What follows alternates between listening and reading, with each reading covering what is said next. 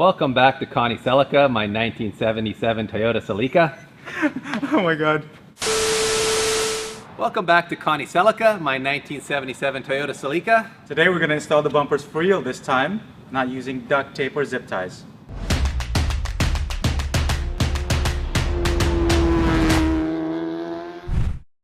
So what we're doing to Connie right now is we're putting the sheet metal valance that it came with. That way we could pretty much line up where we want this front Smiley bumper to go to. Okay, so we finalized the mounting of the bumper. We're gonna leave that bolt in there for the extra JDM-ness. Actually, no. I just thought it was easier to actually put a hole through the bumper to locate, because what we're gonna do is we're going to make a plate, have a threaded kind of Stud on it. Yep. Bond it to the bumper, and that way it'll be clean and you won't actually see this. We'll fill this in afterwards. That's the beauty of working with fiberglass. So at the moment, that's pretty much where we want it. We can always make adjustments, bend the stud back a bit, and bend the sheet metal a bit just to get it to where we want it.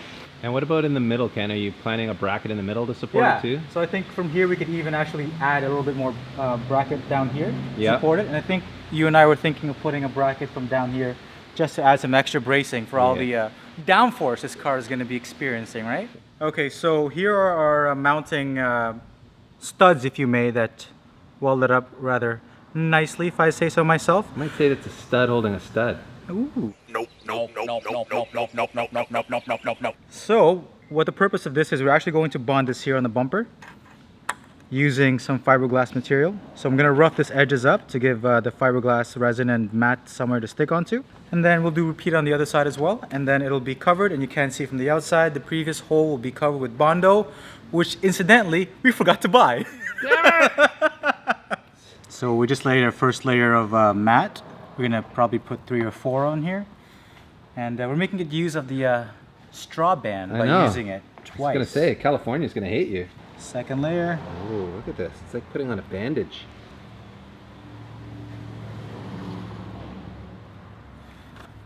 Such precision.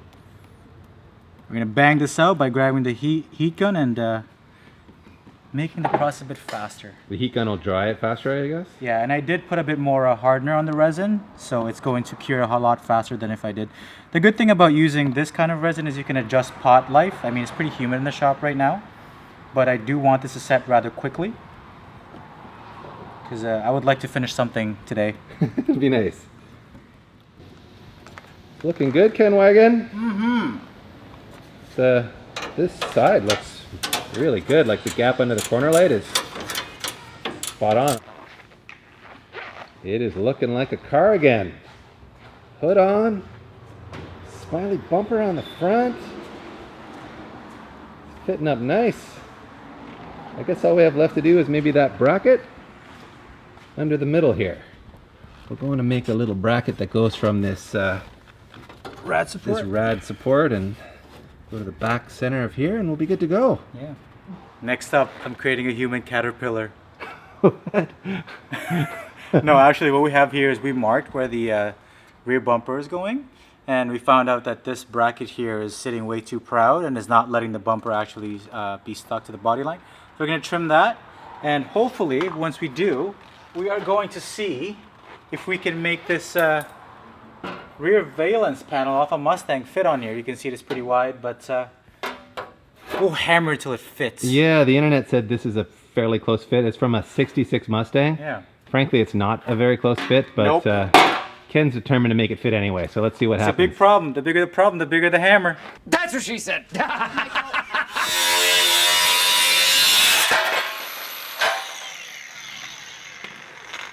I should have measured this twice, because I think this is wrong. We didn't even measure it once. Yeah, we did. So the plan is, I mean, you can see here it sort of follows it, so we're going to end up having to trim this along to make it sit better. Yeah. Initially I thought we could get away with probably making it a bolt-on affair, but I think to follow the lines we might have to tack it in and actually blend it in, but we'll see what happens. Look at this, everybody. What are you thinking, Ken Wagan? I'm thinking this is going to work well. So, I mean, considering this is roughly what we just did to section it, see if it'll fit. I think once we get the trim going and actually tack this onto the body, we can actually suck that into the curve of the rear bumper. Yep. Obviously, clearance it over Suck it in! clearance it over the muffler Yeah. tip there. I mean, there's a huge hole here. I was convincing Dave to do like a titanium center exhaust, but you know, we'll see if we can Not pressure him to happening, do buddy. that. Not Oh. happening. But it's an easy hole Yeah, in the middle there to patch exactly. up. It looks really good. And I mean, this is a raw mock-up, clearly with our tape here. Yeah. We just wanted to see if this panel was yeah. going to be usable or not, and you're thinking it is. I'm thinking it is. Yep. Just a few more hours of either tacking it in, more Tim Hortons. The iced coffees are key. Yeah. I might need some mousse pressure just to get those compound curves in there. You need those big angry mitts on there. Yeah. I think it'll work. It looks really good. And then we need to mold some of those studs into the backside of the Right. Smiley. Not the bumper. Correct. And I think that's most of the crazy harder part that we didn't think was going to be this easy. Yeah, it's coming together pretty good. Just jinxed yourself. Just like with the front bumper, I'm going to locate the rear bumper with a few holes, drilling it from the inside factory holes. And it'll come out here and help me locate the bracket that we'll make. And then, because it is fiberglass, it'll be easy just to repatch that and with the bodywork for paint. Okay, so when we were looking around of ways to mount it, I know we were going to make a bracket like with the front, but we had a brilliant stroke of genius. We're going to probably just cut the spot weld out of the factory valance here and use that instead. That way, everything, all the hard work is done for us. All the bends that we need, we literally just have to locate this on the bumper and bond it. Work smarter, not harder, boys. Or in Dave's case, don't work at all. Full burns.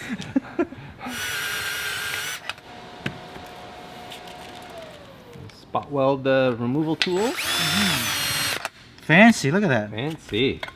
We can still save this valance if you ever need it again. 'Cause it It's didn't go on through. Amazon.com, everyone. Spot weld cutter kit. Done. Magic. You're wondering why I'm drilling a hole through the bumper this way. So remember the brackets we took off the factory valance? So what we did was we bolted it back onto the the chassis. And then what I did was I measured from the center of the actual bracket to the bumper. Then put the bumper on top, made a hole, and let's see if it works. I'm gonna try to hold it securely with a Celica pin. And we'll see what will happen when we take these tape Tape off, yeah. Looks promising. Like on the front bumpers, Ken's scuffed up the fiberglass back here so that it has something to bond to nicely. So is it time for some fiberglass? Yes, time to get high. So the other side's bonded already. This shouldn't take too long to cure, and then we'll see if this worked out. I think it did. Please work out, please work out, please work out. I guess worst case scenario, we can always open up the holes on the chassis side if we need to. No, it'll be all right. The good thing about this bracket, it is kind of made of pretty thin gauge steel. Some flexi. Yeah, some flexi. I guess you're satisfied with the way the bumpers fit since you seem to have moved on to these this lower panel that we need to build. Yeah. So quick little update, the 69... 66, bro, The 66. 66 Mustang rear valance that didn't look like it was going to work is now actually fitting. We had to trim it, obviously, section the middle. Currently at the moment it's being held by Celica pins, and now we're just going to figure out the center section. Luckily I don't have to fabricate anything from scratch because the center section that we took out, all I have to do is remove actually the spot welds on here and trim to fit, tack it up, and next time you'll be seeing this, it's going to be nice and smooth. It should be done, hopefully, soon. Like.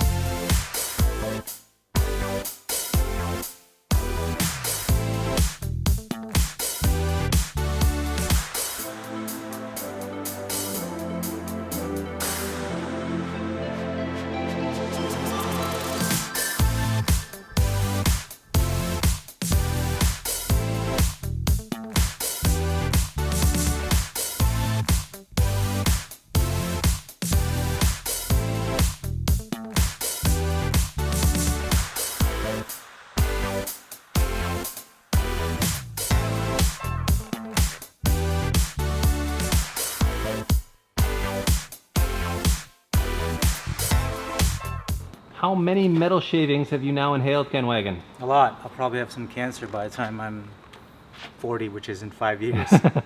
Well, it was worth it from my perspective because it looks good. It turned out nice. That panel worked out to be much more usable than I ever imagined it would be. Yeah, exactly. I mean, we had nothing to lose, right? It was cheap, and the only way to do it is to get to it. All you naysayers, we did it. The surgeon showed his surgical skills there, making this fit up very nice. So obviously with the Celica pins, those will come out and you'll weld it in down the sides? Yeah, we'll weld down the sides and even up top as well. And then even the middle, we'll just need a little bit of putty or Bondo to make it smooth, and our man Luke's going to take care of that for us. And then it'll be smoother than a baby's bum. It looks good, and we've even snuck the wing on here to give you the full effect. Man, she's pretty close. As a matter of fact, if we step back and have a look at Connie here, like, she is pretty much ready to rip. Look at it.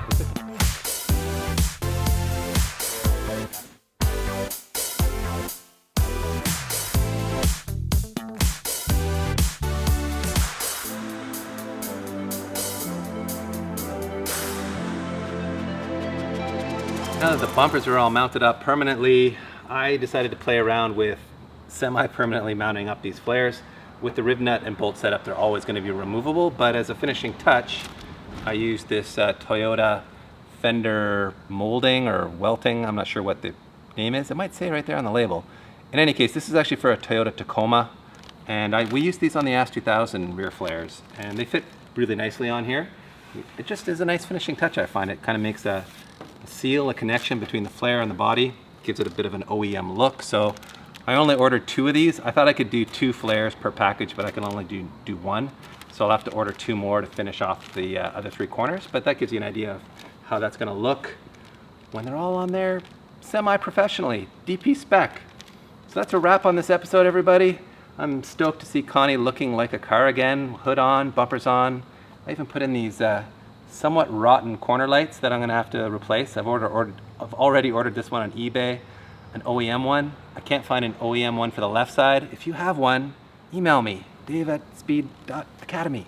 I need a left one, people. Find me one. Okay, that's officially a wrap. Next up, we go to the dyno, and then we go to the racetrack. It's time to shake this thing down.